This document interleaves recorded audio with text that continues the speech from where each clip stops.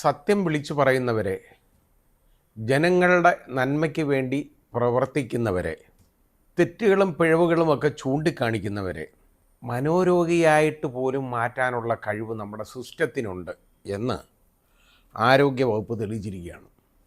Doctor Haris Chirakkal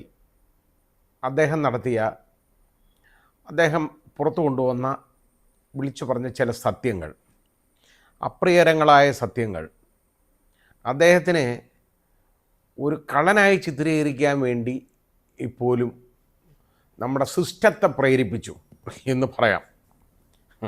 ആരോഗ്യവകുപ്പ് മന്ത്രി വളരെ ഉത്സാഹത്തോടു കൂടിയാണ് കേട്ടോ അവിടുന്ന് ഒരു സാധനം കാണാനില്ല, ഒരു മിഷൻ്റെ MPയുടെ ഫണ്ടിൽ നിന്ന് വാങ്ങിച്ചതാണ്, അതിൻ്റെ ഒരു ഭാഗം കാണാനില്ല എന്നൊക്കെ കൂടെ ഒന്ന് പറഞ്ഞു വെച്ചത്. പറയാതെ പറഞ്ഞു ഇത് ഈ ഡോക്ടർ ഹാരിസ് ഒരു കള്ളനാണെന്ന്. ആ രീതിയിലാണ്. ഏതായാലും അതങ്ങ് പൊളിഞ്ഞെന്ന് പറഞ്ഞാൽ ഈ സാധനം അവിടെ ഉണ്ട്. അവസാനം അത് ഉണ്ടെന്ന് പറഞ്ഞു കഴിഞ്ഞപ്പോൾ എന്താ, അതങ്ങ് പൊളിഞ്ഞു കഴിഞ്ഞപ്പോഴത്തേക്ക് അത് പിന്നെ പ്രശ്നമായി. പിന്നെ അത് അവിടെ ഇല്ലായിരുന്നു എന്നൊന്ന് സ്ഥാപിക്കണം. അത് ഇല്ലായിരുന്നു എന്ന് സ്ഥാപിച്ചിട്ട് അത് അവിടെ നിന്ന് മാറ്റിയതിന് ശേഷം അത് കൊണ്ടുവന്ന് ഡോക്ടർ ഹാരിസ് വാങ്ങി വെച്ചതാണ് എന്നുള്ള രീതിയിൽ അത് ചിത്രീകരിക്കണം. അതിനു വേണ്ടിയാണ് ഓസിലോസ്കോപ്പ് എന്ന് പറയുന്ന സാധനമാണ്, അതിനു വേണ്ടിയുള്ള ഒരു കാര്യമാണ് പിന്നെ അടുത്തത് നടത്തിയത്. അതായത് ഇതിൻ്റെ പുറകിൽ, അതായത് ഈ ഡോക്ടറെ ഇതേപോലെ അധിക്ഷേപിക്കാനും ഒക്കെ കൂട്ടു നിൽക്കുന്ന രണ്ട് പേരെന്ന് പറഞ്ഞാൽ നമുക്ക് അതിശയം തോന്നും. അവരും ഡോക്ടേഴ്സ് തന്നെയാണ് കേട്ടോ. അവരെ യഥാർത്ഥ ഡോക്ടറെന്നൊന്നും ഞാൻ പറയത്തില്ല. ഒന്ന് മെഡിക്കൽ കോളേജിൻ്റെ പ്രിൻസിപ്പൽ, പിന്നെ അടുത്തത് സൂപ്രണ്ട്. അപ്പോൾ ഇവർ രണ്ടുപേരും കൂടെ ചേർന്നുകൊണ്ട് ഒരു പത്രസമ്മേളനം ഇന്നലെ രാവിലെ അങ്ങ് നടത്തി. കാര്യം ഡോക്ടർ ഹാരിസ് ഒരു 4 ദിവസം അവധിയിലായിരുന്നു. അദ്ദേഹം അവധിയിലായിരുന്നത് എവിടെ പോയിരുന്നതാണ് എന്ന് അദ്ദേഹം ഇന്ന് രാവിലെ മാധ്യമങ്ങളോട് സംസാരിച്ചപ്പോൾ നമ്മളെല്ലാം മനസ്സിലാക്കി. അദ്ദേഹം ഒരു സൈക്കാട്രിക് കൺസൾട്ടേഷന് വേണ്ടി പോയതാണ്. ഇൻപേഷ്യൻ്റായിട്ട് ട്രീറ്റ്മെൻ്റ് ആയിരുന്നു. അദ്ദേഹത്തിൻ്റെ അടുത്ത് ഡോക്ടർ പറഞ്ഞു, ഈ ഫോണൊന്നും അറ്റൻഡ് ചെയ്യണ്ട, ആര് വിളിച്ചാലും എടുക്കണ്ട എന്നൊക്കെ പറഞ്ഞു. അങ്ങനെ ഡോക്ടറുടെ കർശനമായ നിർദ്ദേശങ്ങൾ അനുസരിച്ചാണ് അദ്ദേഹം ഈ 4 ദിവസം അദ്ദേഹവും ഭാര്യയും കൂടെ പോയതാണ്. അദ്ദേഹം ആ ട്രീറ്റ്മെൻറ്റിൻ്റെ ഭാഗമായിട്ട് പോയതാണ്. ഒന്ന് ആലോചിച്ച് നോക്കിക്കോളൂ. ശരിയായി നടക്കുന്ന ഒരു മനുഷ്യൻ, അദ്ദേഹം മിടുക്കനായ സർജൻ, യൂറോളജിയുടെ സർജൻ, അദ്ദേഹത്തിൻ്റെ പോലും മാനസിക നിലവാരം അദ്ദേഹത്തിൻ്റെ തകർക്കാൻ ഉള്ള സംഭവവികാസങ്ങളാണ് ഇവിടെ ഉണ്ടായത്. അത് നമ്മൾ കാണണം. ഒരു മനുഷ്യനെ ഇതേപോലെ ഹരാസ് ചെയ്യുമ്പോഴും വേട്ടയാടുമ്പോഴും ഈ വേട്ടയാടുന്നവർ ചിന്തിക്കത്തില്ല അദ്ദേഹത്തിന് എന്തൊക്കെ ഉണ്ടാകുമെന്ന്. നല്ല രീതിയിൽ നടന്ന ഒരു മനുഷ്യൻ, ഉള്ള ആൾ,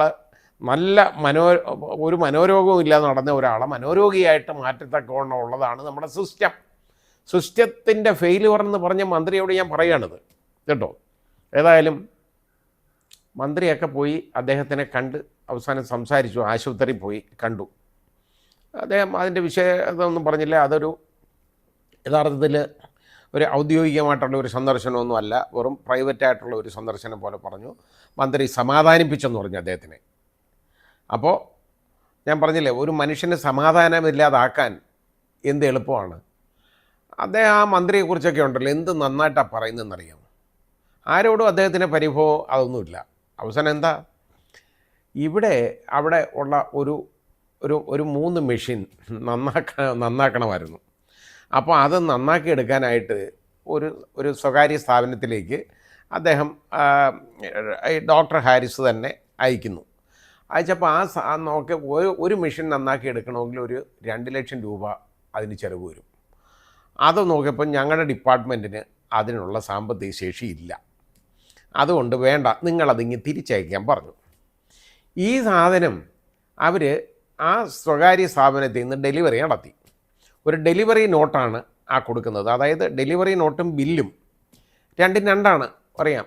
കൊടുത്ത സാധനം തിരിച്ചു കൊണ്ടുവന്നപ്പോൾ ഒരു ഡെലിവറി നോട്ട് വന്നു, ഒരു കവർ. അപ്പോൾ ഈ 2 ആശാന്മാരുണ്ടല്ലോ, ഈ പറഞ്ഞ വലിയ ആളുകളാണ് ഇവർ, പ്രിൻസിപ്പൽ ഡോക്ടർ ജബ്ബാറും കേട്ടോ മറ്റേ സൂപ്രണ്ടും.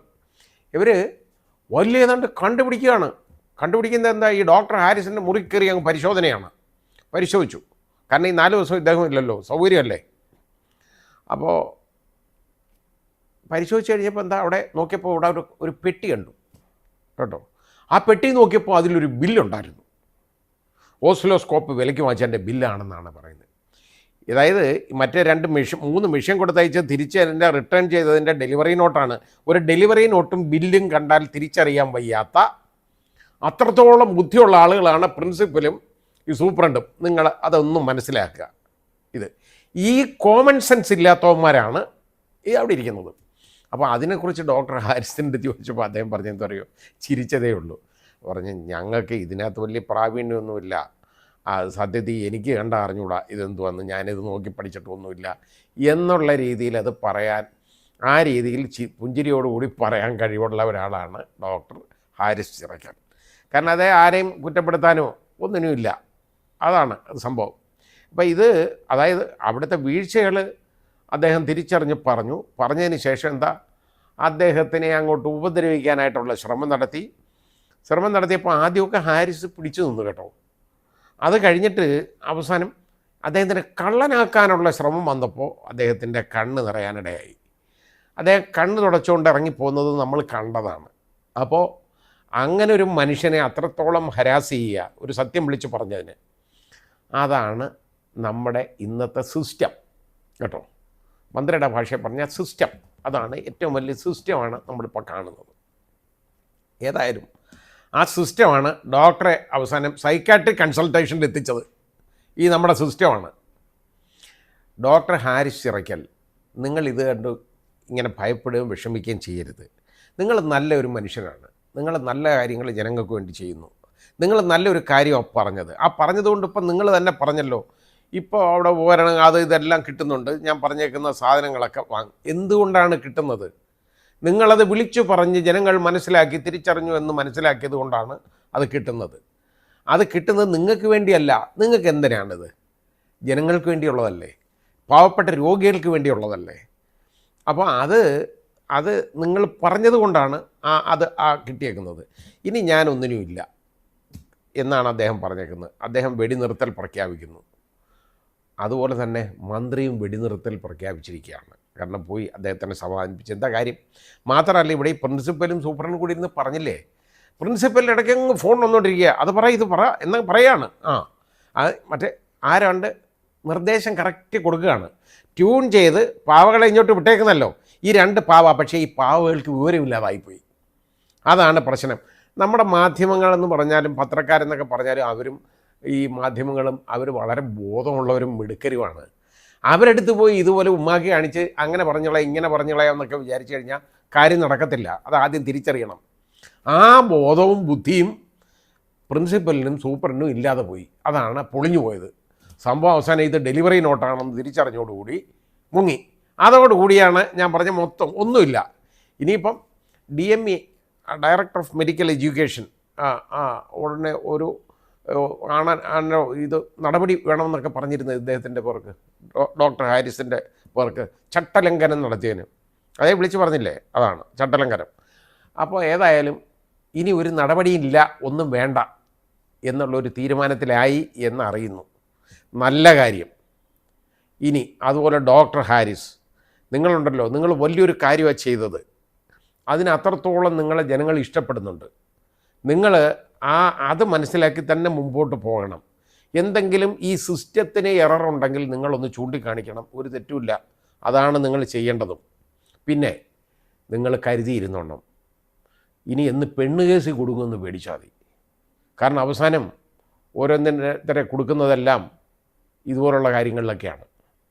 അതുകൊണ്ട് അതിൽ കുടുങ്ങാതെ ഡോക്ടറൊന്ന് സൂക്ഷിക്കുക, അതേ ഞാൻ പറഞ്ഞുള്ളൂ. കാരണം നിങ്ങളൊന്നും തെറ്റ് ചെയ്യുന്ന ആളല്ല, പക്ഷേ പറഞ്ഞുകൊണ്ട് കാര്യമില്ല. അതായത് ആടിനെ പട്ടിയാക്കാനും പട്ടിയെ പേപ്പട്ടിയാക്കാനും കഴിവുള്ളതാണ് സിസ്റ്റം. അത് തിരിച്ചറിയണം ഡോക്ടർ.